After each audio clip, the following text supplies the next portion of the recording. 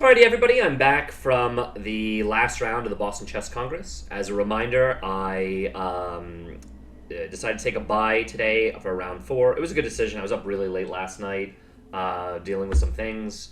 I was able to film those recaps, and I was able to finally sleep in, so I was very well rested. This game's at 3:30. I run a game tonight at work, so I didn't want to be exhausted for that. And I think because I was out of the vying for prize money, I think that's a good decision. I have one win, one draw, one loss entering this matchup. And to be completely honest, if I won this one, I think I would have maybe even still lost rated, but slightly gained rating. And if I drew or lost, it would be a rating hit. Of course, if I win this one, then it does put me over 50% for the tournament. I had much higher hopes. There were a lot of people who were higher seeded than me, higher rated, but I was definitely towards the top. So I really wanted to, especially after going 1.5 out of 2 initially, really try to win this tournament. Would have been really nice, of course.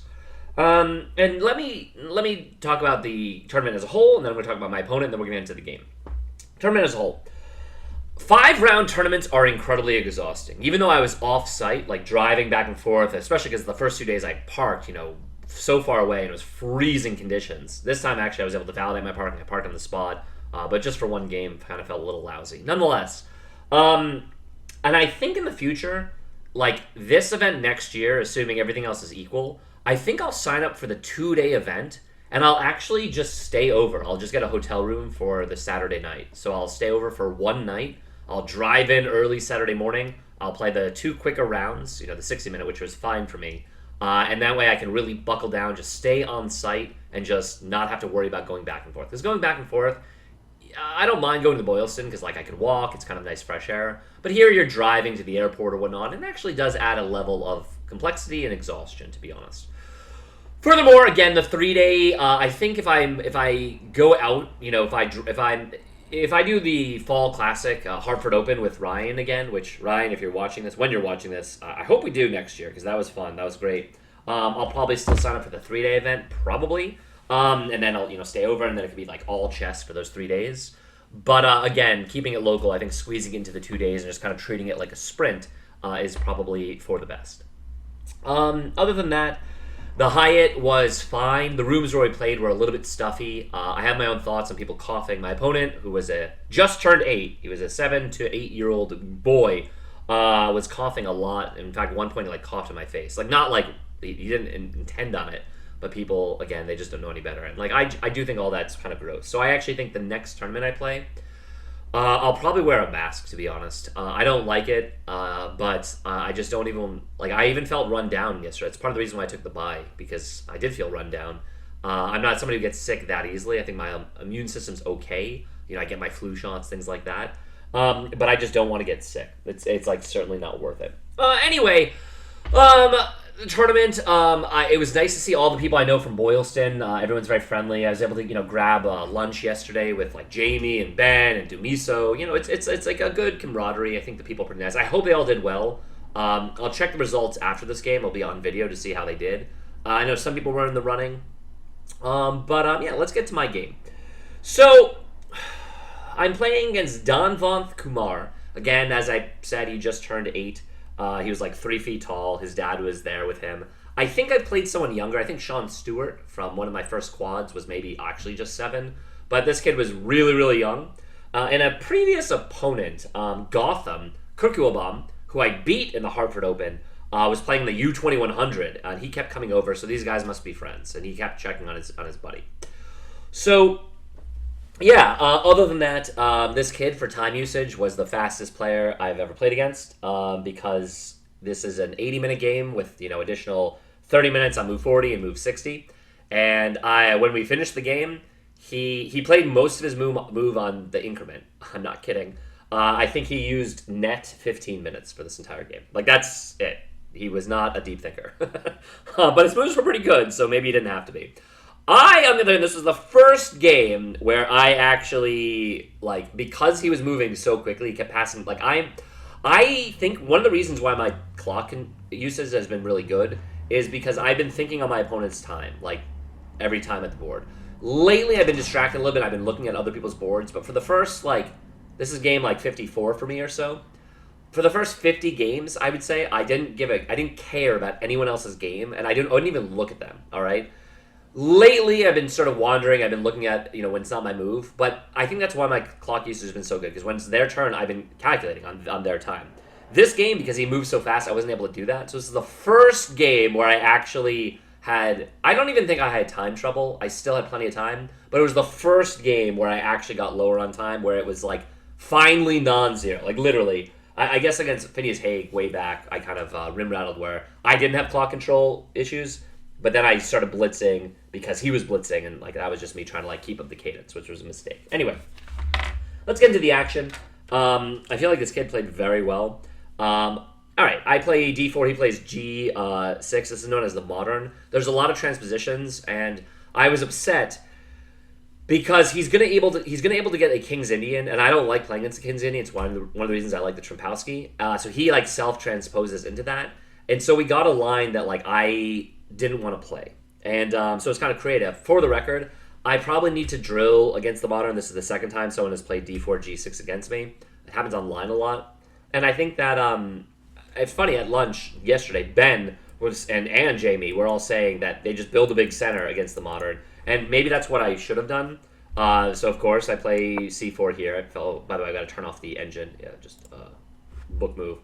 Right, it's turned off, and he starts like almost transposing now to a King's Indian. Right, we're putting the knight there, and I don't want this setup. And normally online I just play E4 here, but I didn't want to just start like breaking out stuff I didn't know. And I just said, all right, like maybe we can just get the system where I can just play knight f3. Just, all right, I'm not going to get anything special, but at least it's like kind of close to my comfort level. He plays knight f6, and this, as you guys can tell, is a King's Indian. I don't like playing against King's Indian. It's why I like playing the Trampowski. And he's kind of been able to snatch it through me and get in this position. I decided now I would switch it back and just play it like a Catalan. I've been playing a lot of these G3 setups where I kind of know what I'm going to play for. I know some key moves, like always keep my eye on like knight e5, and yeah, we would just go from there. Anyway, he literally played, because this tournament, it's not even increment, it's 30 seconds of I forget what the word is called, but where basically you make a move and then the time doesn't start running for 30 seconds. So he was playing almost all his moves within that 30 seconds. So it wasn't even like, when I say he's used 15 minutes for the whole game, it wasn't like increment where he was getting 30 seconds of move as well. He literally only did 15 minutes, so he was playing most moves immediately, like laser fast. And like, actually, this is the first time it threw me off a little bit, because there were a few situations where I was like, I don't know, this position seemed like it probably deserves some thought. And he was banging off like with full confidence. And like, I would say I was pretty, okay, for the record, I may have won, I may have lost, I may have drawn. You guys are going to find out. But this whole game, I felt pretty good about my position. Like, I had a lot of confidence. So it wasn't really second-guessing myself there. But I did second-guess, like, thinking, like, why is he not thinking at all? You know what I mean? Like I kept thinking, like, are the moves that obvious, maybe they were. Maybe they're not. Maybe this was a very simple position. He plays c6, I then castle. And you guys have seen this type of position. I've played this plenty of times. It's slightly different because he does have the King's Indian setup. I guess he started as a modern. And yeah, now he plays d5. And we're back into the Neo Grunfeld, which, again, is a position that I actually like playing against the Neo Grunfeld. I remember I had a game against Zane with the same setup, and I think I did very, very well on that one. All right, so this was the first time where I break through, and I actually immediately make a mistake here, sort of. I know in a lot of these positions, you want your queen on c2, you want your bishop on d2, and you're kind of aiming to play e4 with like some, rook e1 ideas. And I just make a total move order mistake. I need to play the knight out first and then the queen. And kind of without thinking, I go queen c2, and he immediately plays bishop f5. And I was like, oh shoot, I already made a mistake. And then I know that in a lot of positions, queen on b3 makes sense anyway. You can target this pawn, kind of force a weakness. And if they start to undermine with like b6, this is opening up like the Catalan bishop. And I'm kind of inducing some weaknesses. And when their bishop is out on f5, a common idea is when they seal it up with e6, if you can trade this this knight for this bishop and get the two bishop advantage, the white is slightly better. And I do know that like in my notes, that's a very common idea, that as soon as they bring it out here to control this square, I just look to trade my knight on f3 for his bishop, and that's pretty good. So without thinking, I kind of shrug. I'm like, okay, maybe this was a slight mistake on my part. It's not really what I wanted, but I still thought this was pretty good. I'm targeting this pawn. He plays b6 without thinking. Seemed pretty fine. I actually thought that maybe something like queen c7 is a better move in this position, to be honest. But nonetheless, like I didn't think he was playing perfectly. I mean, nevertheless, it was now my turn. Now I kind of go back thinking that I need my my horsey out here. And as soon as he plays the e6 idea, I'm going to look to trade these two pieces. And, lo and behold, he plays e6. He locks it up. And I think to myself, great, I'm going to play knight h4. Like, I think my position is actually really comfortable. Like, if you look at what I'm playing for, he's got the soft c6 pawn. Eventually, I can bring my other knight to f3, and if I can ever hammer it on e5, I'm good. I'll have the double bishops, and if I can seal up with e3 myself, his dark square bishop, his fianchetto bishop, will be just staring at the pawn wall. So I actually thought that, like, I'm better here. I was, like, rather happy. He plays rook e1 without rook e8 without thinking. His idea is when I trade, it opens up the position for him. I consider not trading, but I actually thought that maybe, like, if he moves it to e4, forcing the trade this way, that this would be just much worse for me. Again, opening up. So I thought that I couldn't really dilly that. Plus, I couldn't really find like another improving move. I thought maybe I could play e3 here first because his bishop isn't going anywhere. I can always make this trade. But then I just say, screw it. I do wonder if I should have played e3 here. I say screw it. Let's just take off the bishop. Let's just seal the bishop pair, and we're in like good shape. So I go knight takes f5. He plays e takes, and now he's got the double pawns. He technically has a half-open file, but once I seal it up, I don't really think it's a weakness. Ideally, I'm going to be bearing down on this rook. And again, I thought, like, aesthetically, this position seemed pleasing to me. I do know that it's nothing special, but it was pleasing all the same. I have a slight disappointing bishop here, so I needed to find a way to activate it. And, and, like, that's kind of my next task. I have this decent long diagonal. This long diagonal, which seemed pretty good for me as well. At the right moment, I was always calculating c takes, and I didn't like it here, but he immediately plays knight. Again, pretty much when I say immediately, he basically made every move immediately, so I shouldn't even say immediately. As soon as he plays knight to e4, I realize that in the right position, I can take this pawn. And basically, if I ever can get a setup where he has the isolated pawn on d5 with his bishop bearing down, then I've got to be better. And I kind of got excited at this point. It looks very dry. But I thought first things first, and maybe this is a mistake, but I don't think so. I played knight f3. I wanted to have another defender on like the d2 square. Plus, I was thinking maybe I could reroute my bishop, try to trade this bishop, or even for this knight, because it's such an active knight. And again, I'm always considering, not here because I lose a pawn. Actually, I was always considering a pawn sack, trading this knight for the bishop, for the record, wondering if that's like a thing.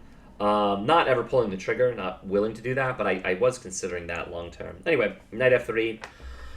He plays queen d6, and I thought this was a very good move, because the reason why is now when I've played this, if he just plays something random, like h6, now I was going to trade. And the reason why, the reason why this works, why I kept wanting him to develop his knight, but then he would lose a pawn this way, and I was always kind of hoping, basically holding off on taking, because I thought that he had real development issue with his knight, and that he has to basically take 2 turns. So that's why I thought queen d6 is good, because now it enables him to play the knight up. Because now if I trade, I don't have that same advantage. Anyway, so that was kind of the small thing that I was sort of waiting to see if he would make like a slight mistake there. He doesn't. I think about the improving moves. This is my worst piece. I kind of wanted my rook on the b file so I can dodge any of the lasers myself. But then I thought, no, let's just commit to this plan. It's slow, but like it's my worst piece. Let's just get in the game, and if I can kind of like face off against his other bishop, then I'm fine. Basically, I am giving back the 2 bishops, but I just thought his knight was so active, and he has problems developing this one that I'm okay. However, he doesn't really have problems developing. Not surprisingly, he plays knight to d7 again without blinking, without thinking twice. I shrug, thinking maybe I should be taking here, always considering the take, but then just playing my bishop out. Here. I thought, like, it was all good. He then double stacks his knights. These are big knights. I didn't love my position. I thought that now I can set up opening up the file. I can claim it for myself. I'm also getting the rook off of this long diagonal in the future. So we're sort of just trying to play positionally with the idea of opening on up. He now springs the trade. I think to myself, do I want to go knight? Do I want to go pawn takes or do I want to go rook takes? I didn't like rook takes because I thought he would just re-slam the knight in with tempo. So instead, I took with the pawn. I went b takes. With the idea that, obviously, if he ever takes and I take and I own this file, then maybe I redeploy to the b file and I try to basically push on the queen side. Like, that's where I thought maybe I would stem my advantage. Anyway, he wastes no time. He plays knight e4. It's a really strong knight. I shrug. This is where I have to go for it. I actually thought queen takes might be more accurate. And then again, if we got that, for the record, he went pawn takes here. He went c takes d5. But I actually thought that this was more accurate, kind of forcing them off. And basically this whole game, it would be me playing against his isolated pawn, but I don't really have it because I kind of need to play c4 to break, and we just go from there, you know. I was worried in these spots, again, he always has different forks, family forks. If I play c4 and, you know, I end up taking back with the queen, there's a lot of forks, so I can't actually move this knight, so it's kind of wedded in to prevent his knight from doing anything. And I just, like, we've made a lot of moves here, and I'm going to be honest, I thought that I play c4. It makes sense. I thought I had the thinnest of advantages. Like, this has been so many games lately, also online, where I feel like no risk. Positionally, I'm slightly better. I know his weaknesses. I own the file. But it's like, now I need to improve my position more. Like, I need to build on this. And I just wasn't sure how. He trades. I consider queen takes, thinking it would be kind of wild if he then plays the rook over, and I basically trade my queen for 2 rooks. And I really tried calculating that, so just to show you the line, I really, really, really was considering going into this. But I have no idea when 2 rooks are more powerful than 1 queen. And I thought that this would be the way to make the game interesting. I mean, the computer says I'm +1 material. I really have no idea who's better. My idea would be to swing my other rook to c1. And I thought in this position, before I took, I thought, again, I told you, I used 70 minutes of my clock in this game, and he used a grand total of 15. I thought for 15 minutes in this position, because I really, really, really, really, really wanted to know, and I had no idea of figuring out, if getting the queenless position, the 2 rooks against, I just didn't know if this is good for me or if this is bad for me. Like, I don't know. I thought in these positions, maybe finally I can move, like, knight e5. I can try to, like, take the 7th. I don't know. Like, this was, like, he doesn't even have to, and, like, the truth is, if I took the queen, he doesn't even have to move here. But again, I'm just occupying. And then I thought if he does something random, I thought maybe I'd take the file. But then I was always worried about some, like, queen a3 ideas where now he's, like, active. I'm not sure what I'm doing out here. I don't know. Yeah, so a lot of that stuff is kind of what was going through my mind. Finally, I just decide that I know that I'm better here. Like, I know that I'm better here. When I own the file, and he's got this small weakness, and I have a pass pawn. So I thought that, I thought this was a 0-risk position where he's blitzing so fast, but I have a few clear advantages. I own the file. He's got double def pawns, and I've got a pass pawn. So as far as I'm concerned, I had 3 advantages. He had a very powerful knight. This is a great outpost. And at the moment, my bishop is bad because it's stuck behind my knight. My knight's not really that active either, so I'd say my minor pieces are kind of weak.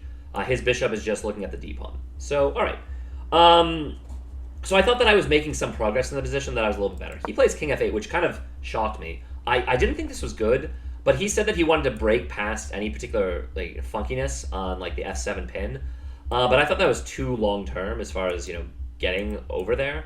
But maybe that is an idea. I don't know. I do something like that later anyway. But yeah, maybe that is an idea. I think for another 20 minutes in this position, because I'm just really unsure how to make progress. Thinking that I wanted to get my queen to c7. For the record, I play a4. I thought this was an improving move. And I basically got I ruled out queen c7 because I did think that he could play queen a3. And I thought I had big problems. I probably would have to repeat, to be honest, because he's attacking this pawn. He's eyeing my rook, so I can't really distract my queen. and maybe he's getting active in some lines, coming on in. And I can't take this pawn at the moment because it's defended. So I didn't like this. So I thought if I played a4 first, this is less scary because there's ways of me basically getting my rook behind the pawn. And I thought if I got my rook behind the pawn, his queen would be out of play. So that's kind of what I calculated. For the record, the other move I was considering was h4 because I always wanted to. My idea here, I don't know what he would play here. Let's just say rook d8. I was always considering like a knight g5 just to open up my bishop, just to get some kind of movement. And if he trades, I actually thought that this pawn would be a big asset. And again, certain positions, finally this bishop might, start to come alive. Not now, like that's if he played rook d8, but like I was picturing a setup like this, thinking I would be a little bit better. But finally I played a4, thinking that this one pawn is dealing with these two. It's a common concept. When like one pawn can shut down two, so that I can focus on this pass pawn, which seemed like my win condition, right? Like I thought I was better here, and I was happy. I'd used a lot more time than him, but I just thought I was better, and I was excited. And then he plays queen e6, and I'm not kidding. These three moves, 22, 23, and 21, 22, and 23, or something like that. Maybe I didn't use 20 minutes on each of them, but I probably used 15 minutes on each of these moves. I think I used 45 minutes in these three moves. So of the 70 minutes, 45 out of 70, and again, you get 30 seconds, the stop time, so it doesn't quite work out like that. We're spent here, and the reason why is I thought that this was a bad move, number one, and I wondered how to basically dethrone it. So, for the record, I was calculating takes, and the reason why is first off, here I'll show what I was thinking. I was calculating queen takes, I was calculating d5, I was calculating a5, I was calculating h4. I thought that those were all my candidate moves, and I thought they were all very, very reasonable. The reason why is he's trading off queens, or at least, trying to, right? And, this looked like an awkward move, because now I can take the file. I also, by the way, was considering queen c7, because he doesn't have queen a3, where he's not spiking my rook. So I just thought, I thought I was better, that he was making some positional misplays, and I wasn't sure what to do. For the record, against this queen c7, I thought that if he does, funny stuff like this, I actually would be able to win the pawn. So I thought rather than blocking with the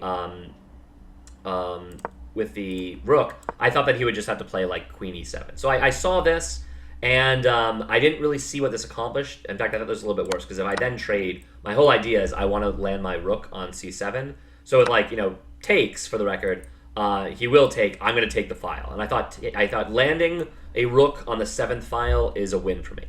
With d5, this is what I spent the most time calculating. I thought that he would blockade, and I had to question myself: is this a strength or is this a weakness? What I mean by that is this isolated and going to get rallied up, and I'm going to lose the pawn, or is this I'm pushing to make a queen and I'm going to win because of this d5 move?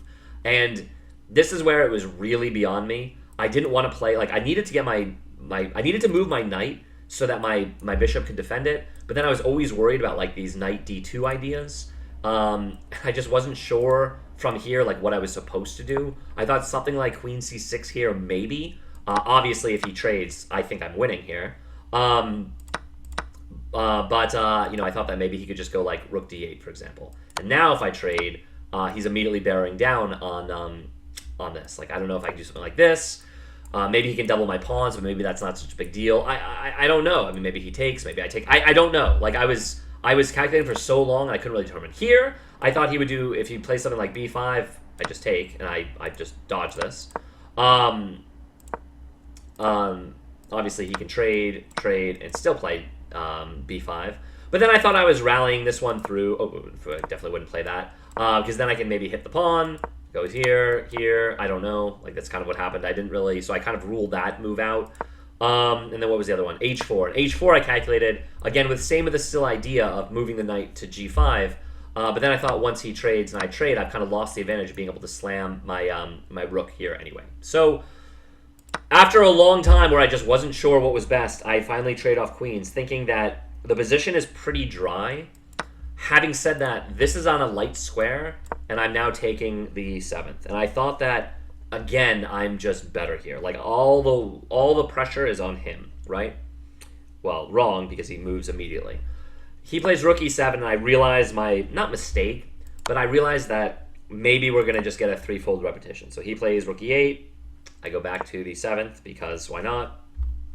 He goes,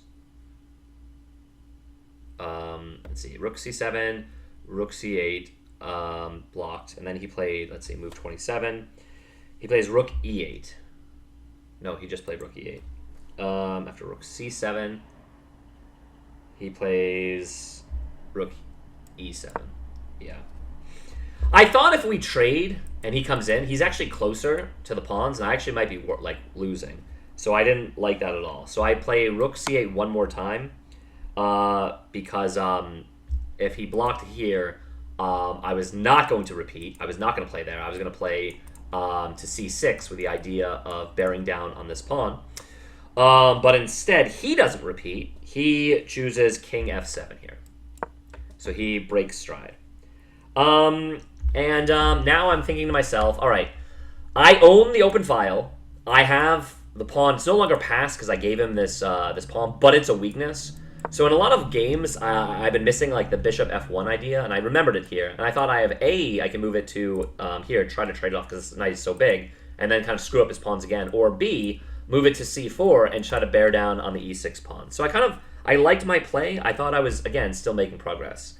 He realizes the mistake, and he now is like, oh, he now offers a draw. He says, draw? And I said, no, I think I'm going to play this one out a little bit more. I go rook c7. He plays rook e7. I play rook c8. I was doing the thing where I repeat the position twice to get closer to time control. Literally, it's the only time I've had to do this because he's used no time and I actually have. And like I'm now down to like 30 minutes and he has an hour and 15. I'm not even kidding. So I thought that maybe I actually do need to repeat a few times. And then he stops repeating, even though he wanted the draw, and he plays bishop f6, which I thought was a bad move. Again, if you look at the position, I've activated my bishop. His is not active at all. So I again got kind of happy, and I thought I was making progress. And now I need to make the decision. I calculated bishop c4, which is what I played, or bishop d3, and I really didn't know which one was better. He doesn't have these knight jumps. Maybe he could start moving to d6 or something like that. I don't know. And then like what is my bishop doing? Then I can no longer put it on c4. So I didn't like that. So I just put it on c4 right away. And my thinking is these two pieces are tied down to this pawn. He can't push. It's pinned. I have the dominant c-file, and maybe if I can now that my bishop is not tied in, as far as here, I can like start moving in, and hey, I can actually make progress again in this position. He plays knight g5, and this is where I realized that. And in the analysis, he said he thought I should have moved knight to d2 and tried to get active, like basically maybe dropping the bishop, kind of slam it on c4. And honestly, I should have. I think that that's the better move. Instead, I thought I needed to activate my king, and I kind of chuckled because I can't go out wide. I didn't want to I didn't want to do that here, and then maybe he just like reroutes.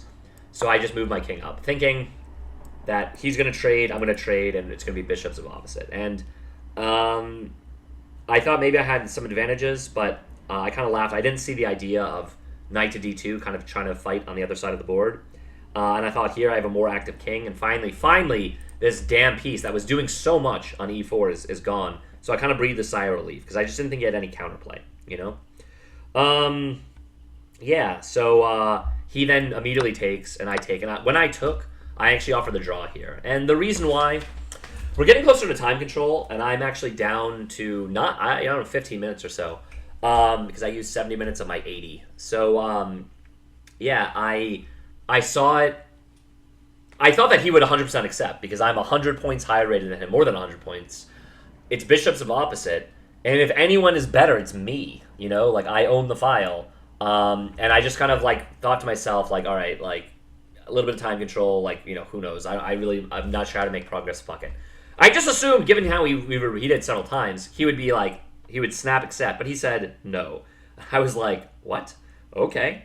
And I kind of like chuckled, because it was kind of like funny. Like he had offered the draw, then I offered the draw, and we both refused.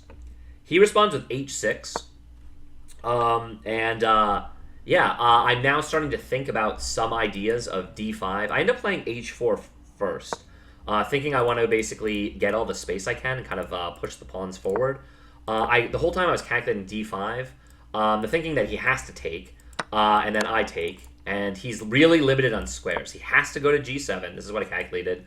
I saw I have this check on g8, and he goes here to h7. The problem is I didn't see how I can make progress. You know, I don't have... I can't take this pawn. He's defended. I would honestly just have to go back.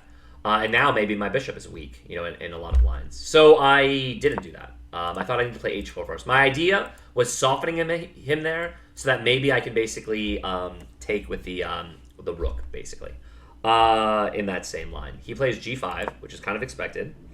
And now I have a big decision. Am I supposed to take or am I supposed to push? I don't know. I play h5. I lock it in, thinking that I'm still making this kind of box, that maybe I have this infiltration. Maybe. Now I have like the g6. So now the same line calculated. What does he do? He plays king g7 first. But like, so he plays king g7. Let's say he makes a random move. That would be a bad move. He doesn't have a lot of moves here. He really doesn't have a lot of moves in this position. Like, that's another big thing going for me. This is probably a terrible move. But same deal with like the d5 ideas. Well, now I just win. Okay, that was a mistake. I shouldn't have put the rook there. Yeah, he just has very few moves. Like, I really kind of put him in a box. Maybe g7 is his only move. But I'm not, you know, and I'm still... Oops. No, I do play d5. Okay, move 37. Oh, no, I played rook c6 first. So I actually played rook c6 first, and then he played e5. And then I played d5. All right, well, d5, we're going to pretend that it went like this. Rook c6. All right, so we're going to pretend it went like this, because this is what we arrived in the game. So we'll just, like, note that.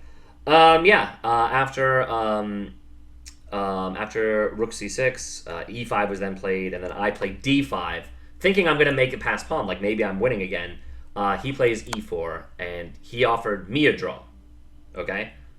And I said no. I said I must be better here, like maybe I can queen. I wasn't sure if I'm supposed to go to e2 or to g2. I play here thinking maybe I can get out wide, maybe not like that, but like this or so, and then I can actually corral these pawns. I'm more active than him. Maybe I'm better, you know? He plays bishop e5. He's trying to stop this, and I'm calculating all these lines, like, if I push, he actually can block with the rook. But I thought maybe I can check him first and then kind of start making progress. Because if I'm ever able to land, you know, d7 or basically get my king, the problem is, basically bishop e7, bishop e5 was played on move 39. We're just about to make time control. I play this move first. I thought this was more accurate.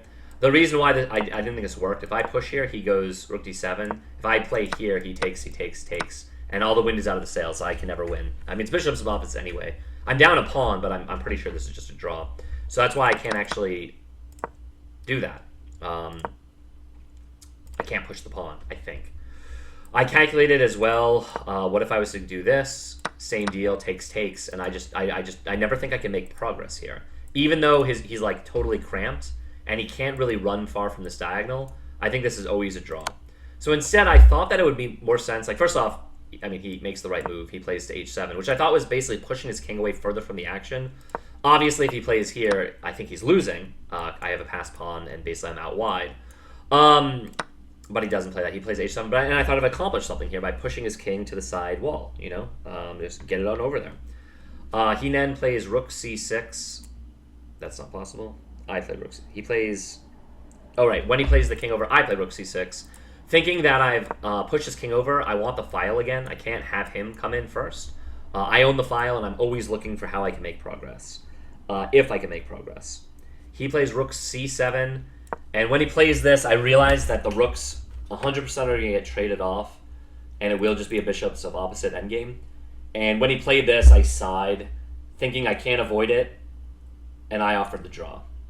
And he said no! And I said, what? Like, what are you playing for, kid? We made time control, so I went from having 10 or 15 minutes to having 45 again. Like, I could have gotten up and just, you know, done a lap if I wanted to. And I said, what the hell is he playing for? And I said, okay. And I try to count to see if I'm like fast enough to get over there, and it looks like I'm not. 1, 2, 3, 4. 1, 2, 3, 4. And I thought it makes sense for him to trade, so I play king d2. He does trade. I take back. And this bishop is always tied down. I then started seeing monsters. After d takes, he plays king g7. He's trying to walk his king over. Something like that. And I do the calculation here. I try to calculate if I have the win here. I think, okay, if I move over, he moves over. If I move over, he moves over. If I move up, he moves over. I can never push this pawn. He can get behind it. And I thought that if I move over, he moves over. And I thought that basically I can never come in because his king is blocking it. And that's what I calculated out. So I thought it was just a draw. And I thought if I can't come in over here, I suddenly got nervous. If I have my king over here and he gets this check and he gets around my pawns, I wondered if all of a sudden I'm losing and I can't bail on the f2 pawn. So I then sigh, and I didn't see a way to like basically beat him to the spot here, even though I checked him and moved him one turn over. So I do the thing where I actually offered another draw, and I played king e2 because I thought I had to be tied down here, and I actually can never push this because he never has to leave this diagonal. So I just thought that I was never winning anymore. He says no again, and I'm like, all right, I'm not going to ask him for another draw. He plays f4, and I now suddenly see some life in the position.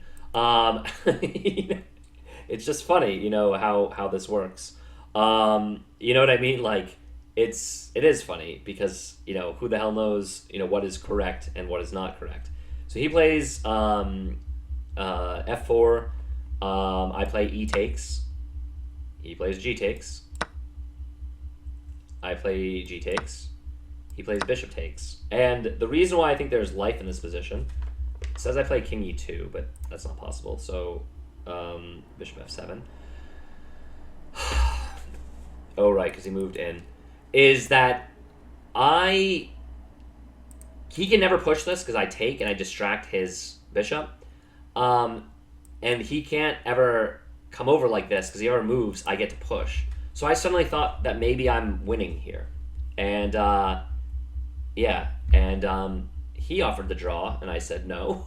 I'm not kidding. I think this game there were 6 draws offered, and until the last one, we each said no.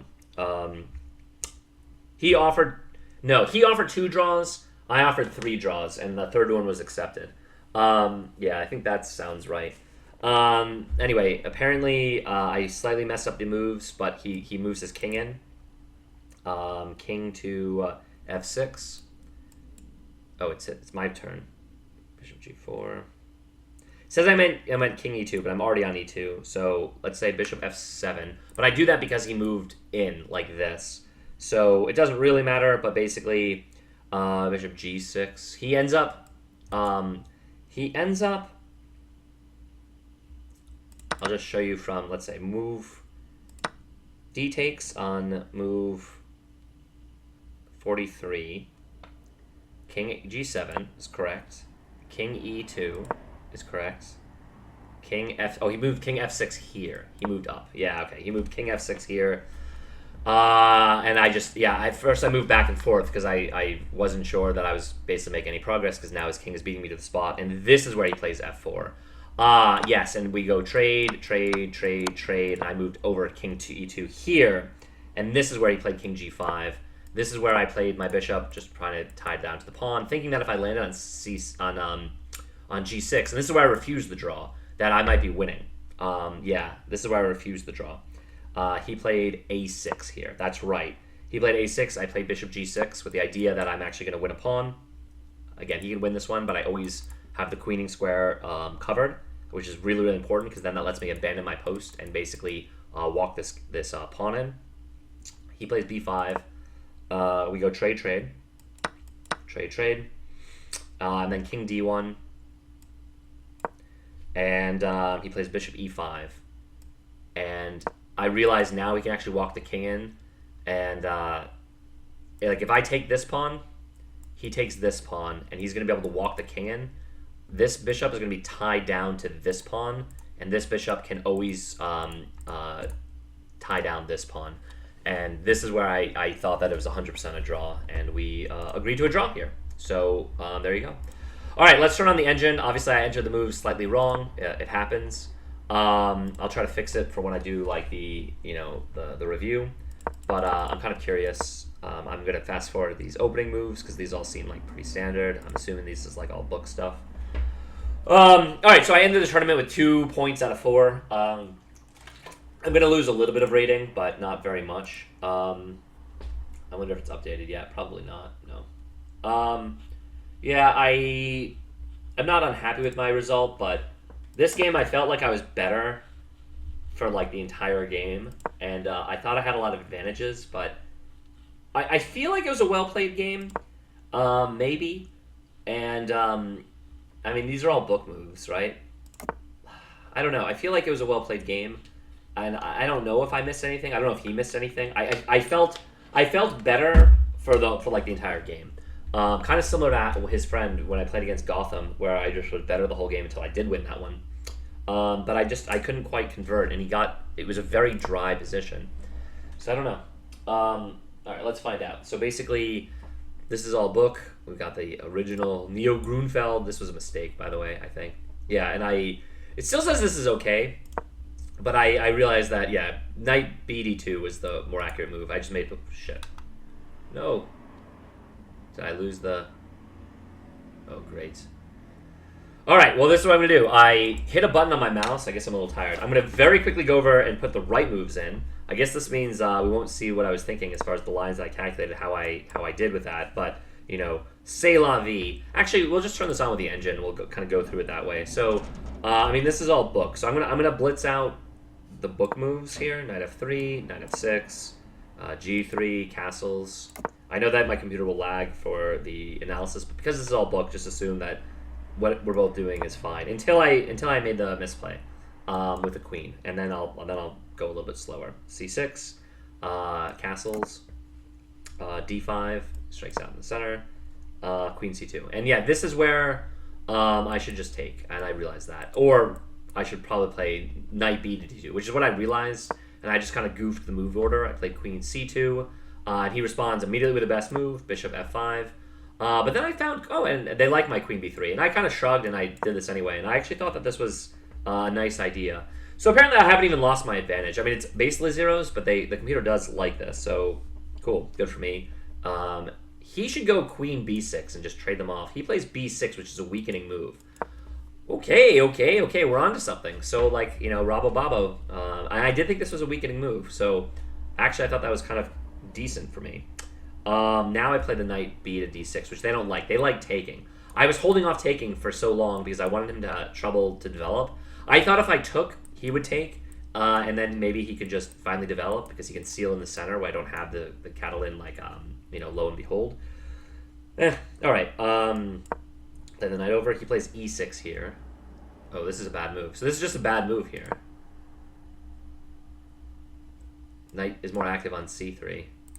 Targeting the pawn. You know what? I was so wedded to this, realizing that's where it should have gone before I moved the queen. Now that the position's changed slightly, this is just an inaccuracy. So, poor move by me, by yours truly. All right. He plays E6. I play Knight H4 because he locked it in. The computer likes my move at his best, which is good. So I know that idea, basically trading this for this. All right, so they like that. Can't argue with that. He plays Rook E1. They actually like... I actually knew this. I know that the best response is Bishop E4 to get us to trade on E4. So I thought when he played Rook E1, he was playing Rook E8. I knew he was playing... like, I knew he wasn't playing the best moves. You know what I mean? Like, sometimes when somebody plays so fast, it can be a little bit much. But just because they play fast moves doesn't mean they play good moves. And the computer does like... knight takes. They still like the c takes. That's like always one of the top choices. Move 11 though, I did go knight takes, and all right. So I got out of the opening, as I said, with a comfortable advantage. White is a bit better here, and you know, now I just have to prove it, so to speak. E takes. I play E3 here, which is the best move. They also like knight F3 immediately. I don't understand that pawn sacrifice. Like, if you guys see the top move, I guess it's not really a sacrifice. Okay, E3 is best. Is the computer's recommending going knight F3 immediately? Just not even worried about the rook coming in. I wonder why. Because you can trap it maybe here, and it will like get stuck. Yeah, probably. Okay. Yeah, maybe that would have been the more clever line rather than piecemeal. I don't think my move is bad at all. E3 is fine. All right, he plays knight E4. I allow this, but apparently this isn't that good according to the computer. Because knight E4, because I go knight F3 here, but they don't like knight F3 now. Now they like C takes, and getting, that's what I was talking about, getting that position with the isolated pawn. I should have done that immediately, because it's just good here. All right, knight F3, redeveloping my knight. They don't like it. Mistakes all around. Queen D6 I thought was a pretty good move, but apparently it's not. Bishop D2 was played. Okay, my move is second best, but I need to just snap off this pawn. I was holding off for too long with the idea that as soon as I trade and he takes with the pawn, he's able to get his knight out. And I really wanted to make him waste time to develop that piece. All right, this is the second best move, Bishop D2. He now plays knight to D7. And now when he plays knight D7, now I take? No, now I go Bishop C3 first, which the computer doesn't like my plan at all. I need to just take the pawn. Bishop C3. He goes knight D to F6. Just a zeros game. Play rook AC1, which is fine. It's one of the best moves. Thinking I'm going to be opening up this file. He plays knight takes on C3. They like rook takes better.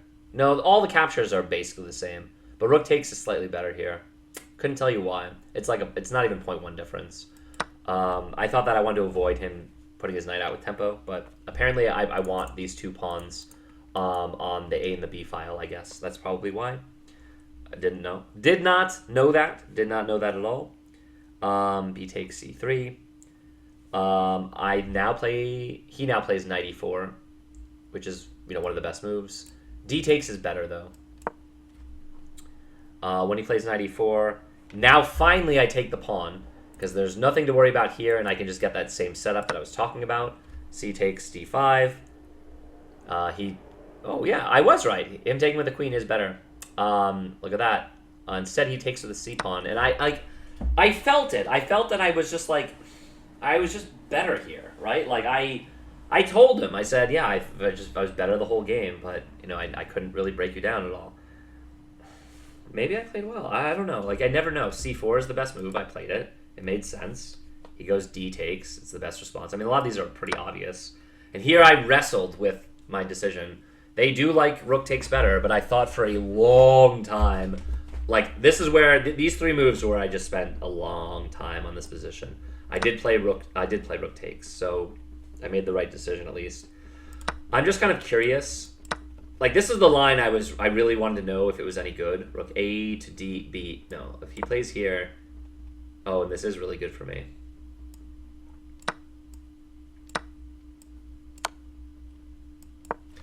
This is the position that like I wanted. I didn't know. Apparently, this is just winning. The two rooks are much better than the queen here. So this is just totally winning. I didn't know. I spent 15 minutes picturing this exact situation. Of course, that's all predicated upon him, you know, moving the rook over. I thought if he didn't, then I would have all the play in the world. Like if he doesn't do that.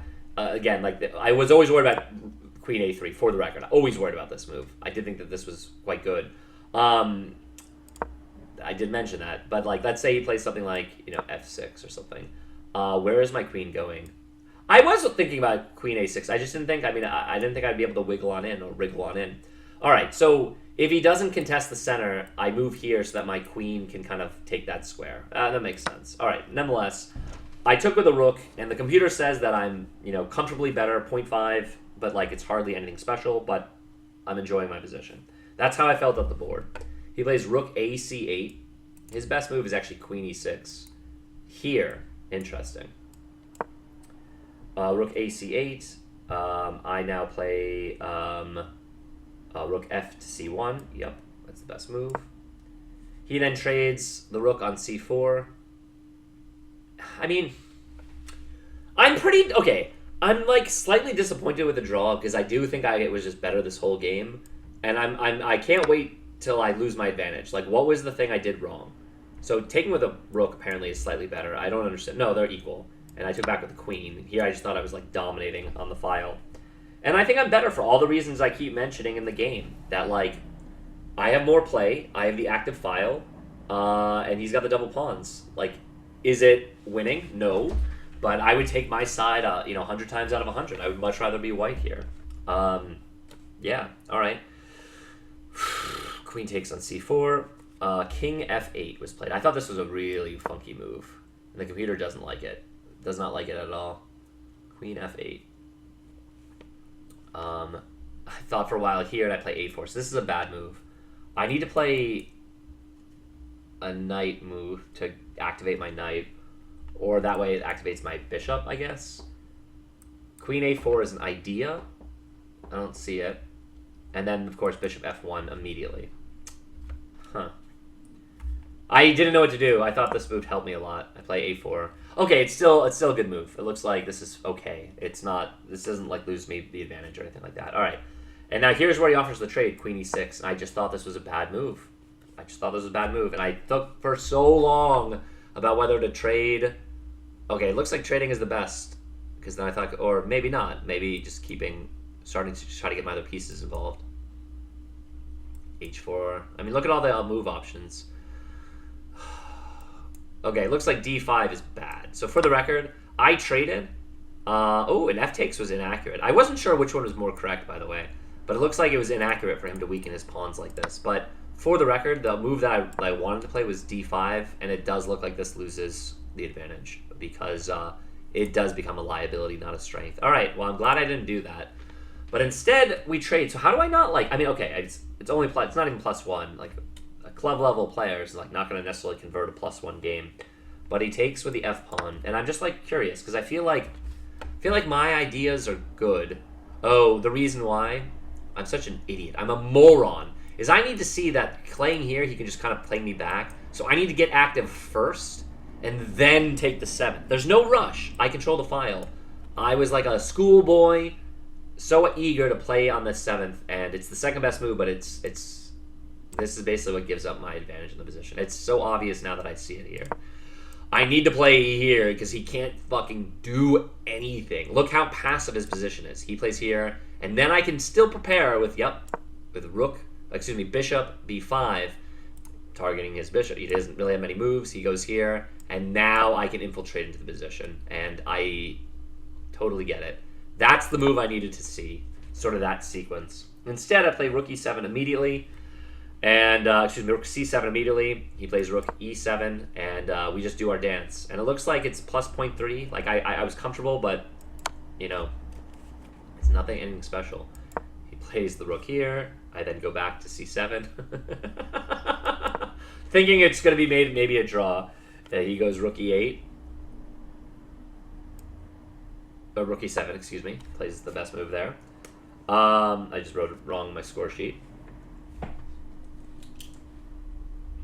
I hate when I write things down wrong. I play rook c8 again. It's the best move. He plays king f7 here. Which is, again, it keeps the game going and it's fine. It's like hardly anything for me. And now I finally play bishop f1. So once again, I'm late to the party with this idea, but I do find the idea here. So I actually have the advantageous idea and I'm employing it. He doesn't have a lot of moves. He plays rook e8 here. He's just trying to trade it off. If we trade it off, it's actually slightly better for me. Or no, it's not. I was afraid of his king getting over. They like rook c7 check, which, believe it or not, is what I played. And apparently, according to the computer, I'm just up a pawn here. I'm just up a pawn. Okay? I mean, obviously, material-wise, it's equal, but the computer just has me positionally as very, very sound. He plays rook e7, of course. I play rook c8. Okay, rook c6 is slightly better. So I need to play... I find this eventually, but this is slightly worse. And I do see why. Play rook c8, and now he plays bishop f6. And I allow this, right. So if he plays here, that's where I can basically get the rook over. All right, so he plays bishop f6 here, move 31. And now I land bishop c4, but they don't like that. They like the bishop d3 better. Huh. So this isn't as good. In fact, I've thrown away my advantage with this move. I was calculating between this... I mean, I'm just out of curiosity. What did I see here? Huh.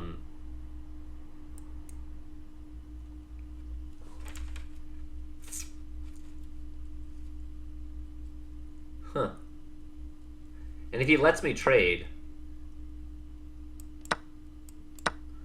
This is great, because I can attack it again there. So he cannot let me... I don't know if you guys could tell, but in this spot, if we traded like that, I'm winning the pawn. I'm still owning the file, and it's no longer bishops of opposite. This is just winning for white. Damn. I did see the bishop d3 idea. I didn't... What did I think was a problem with it?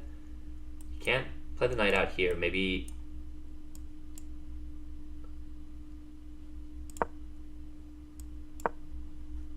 Yeah, this move, right? And you move here. Oh, because he doesn't have these jumps. This pawn takes it away. Ah. Well, this was the move that threw it away, and I thought this was a good move. Again, kind of pinning the pawn and applying long-term pressure. But I actually needed to look to consolidate the light square for the dark square, and now the game, unfortunately, is equal. He plays king g2. Just breaking the pin immediately. Knight d6. Oh, yeah. That would have been the better move. I see. Well, he breaks the pin. He plays king g7 on move 32. No, he doesn't. Rook c8, bishop c4, knight g5. He played knight g5 there.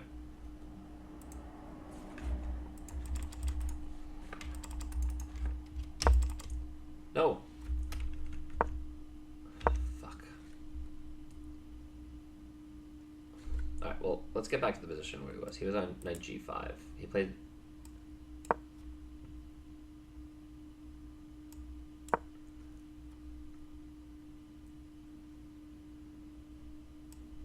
knight g5 here. Alright, so he played knight g5. I played king g2. We'll have to ignore what happened there. Are my pieces... Is this correct? I don't even know. I'm sorry, guys. It's been a long tournament. Because now all of a sudden I'm winning again. Here, let's just go back here and I'll do this on my own. So, alright. So, bishop g4... Bishop c4 on move 32. I threw away my advantage. And he plays knight g5. So he plays knight g5 wide. And this is a terrible move. Apparently I should take. If I played king up to g2, which is still, this is just a better position for me. Apparently if I trade,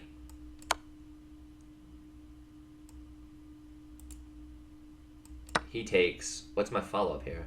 I can still move my king in, or I can play f4 here. He plays f6, and I basically can move my king in or something. He's just totally passive and I'm active. Makes sense to me, actually. I move my king up. And the move he missed here, and it's very, very obvious, is he needs to play knight d6. Because now I basically attack the knight, and now he can trade it for the active bishop. And then when I take back, this is just a drawn game, it looks like. Yeah. Okay.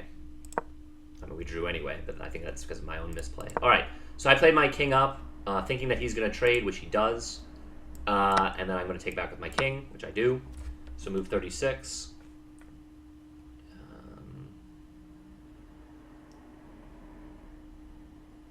King takes on f3. We have h6.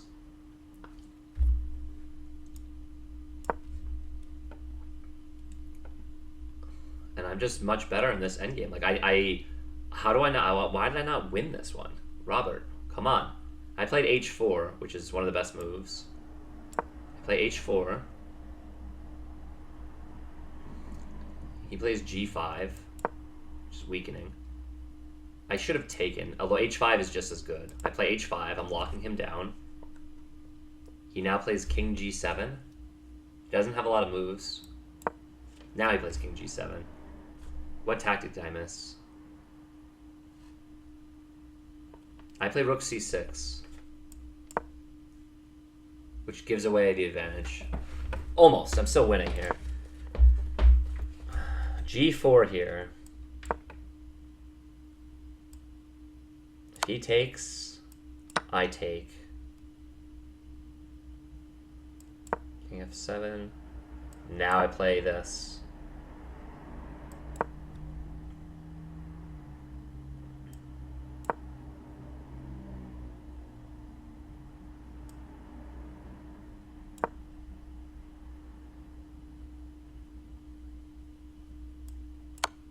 Oh, tactics.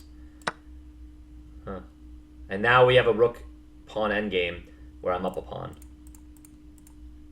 Interesting. Alright, well. Alright, I play rook c6. He plays e5 here. Which I thought really gave me life in this position. e5.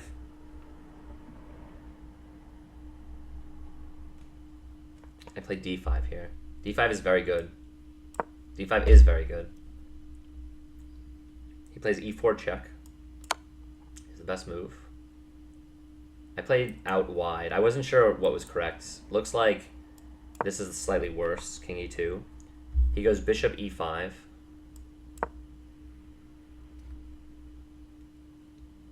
Plays bishop e5.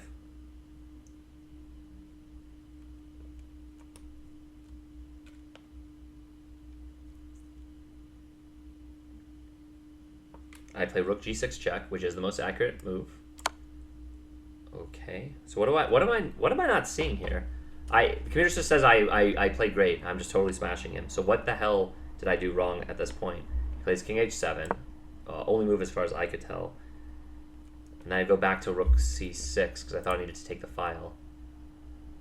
But here I'm supposed to play bishop. I was afraid of him being active. Why am I not afraid of that? Or d6 here.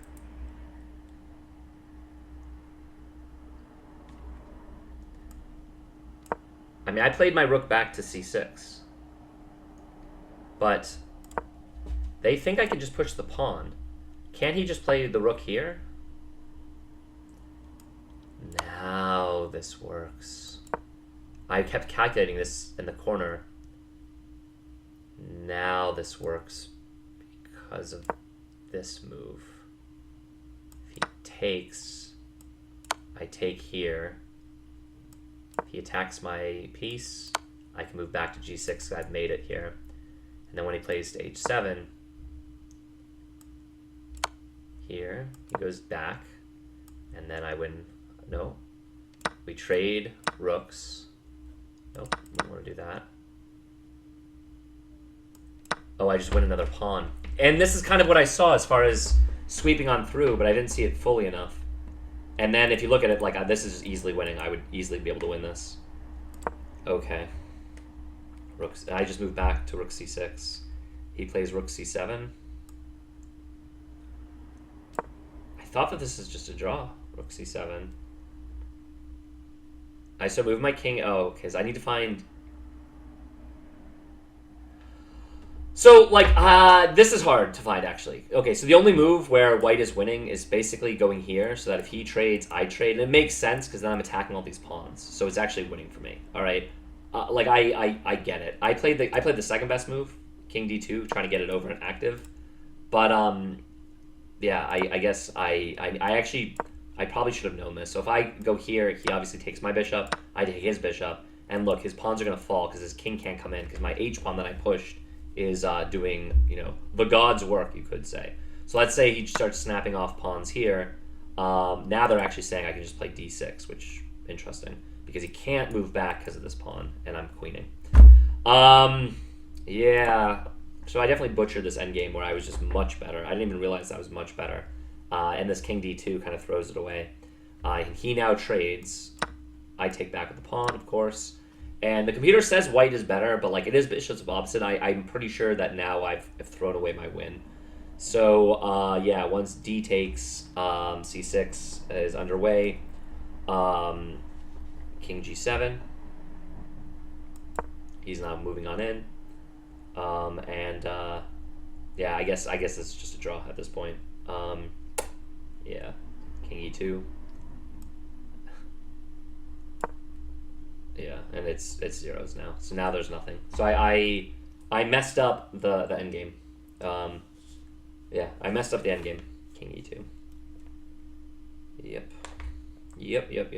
He plays king f6. I play king d2. I just go back and forth. And he plays f4 now. It's fine. I mean, we're just trading off pawns. G takes is fine. G4 works. I played E takes. So E takes is also fine. They're all equal, basically. E takes, G takes, and then G takes, and bishop takes, and it's just completely zeros. Yeah, there's nothing to the position anymore. Nothing to the position anymore. Once bishop takes, check, and I go king e2. Zeros across the board. He plays king g5. I thought maybe I had something, but I really don't. Bishop f7. He plays a6. I play bishop g6. It's the best move. I plays b5. Taking is the best move. I took. He takes back. It's the best move. He plays king d1. Or I play king d1. Best move. And he plays bishop e5, and we accept the draw here. Cool. This is gonna be slightly inaccurate because I punched in the moves a little bit wrong. I'm still gonna do the analysis here just so you guys can see the rough review, just to kind of get a sense of the accuracies, if you will. Like, it'll be slightly off. I'll kind of do it on my own. But 85, 85. Yeah. All right. We'll see what it really will be, you know, when I get the moves right. Again, there were a few of them. But it looks like both players played, like again, I've said this all year. I said if I played 85%, even if I don't win, I'll feel like it's a fine game. I'm not going to beat myself up. Apparently, I played at least an 85% this game, so I'm not going to beat myself up. It's a bummer that I didn't find those wins. And, you know, again, whenever you can see it, from the computer, it's a whole different story. But that is my tournament. I really... Look, I have more to say about my own spirit, my own fighting chess, which is sad. I don't think I've been playing fighting chess at all. I did say I was better for the whole game. Like, I was. I never felt, like, worried about losing, but I just really had no idea how to win. I've had a couple games like that lately, and I don't think that's a bad thing for the record, but yeah. But seeing that I actually was actually stone cold winning at some point is a bummer. Endgame play, that's the next step. You know, I've been doing well above my openings. I'm working on my mid game tactics and ideas, and next thing I need to get heavy into is endgame, because I definitely if you look at this opening, and again I'll sharpen this up, but it really was the endgame where I kind of didn't capitalize. I played well before then though. Very well, actually. All right, I'm going to end the video here. That's my Boston Congress tournament. I doubt it's going to be updated because I'm sure that there's some games still going on. Maybe. Round 5, yeah. They haven't updated it yet. We'll check on that myself later. For now, the video's been an hour 08. I will call it here. Have a good one, everybody.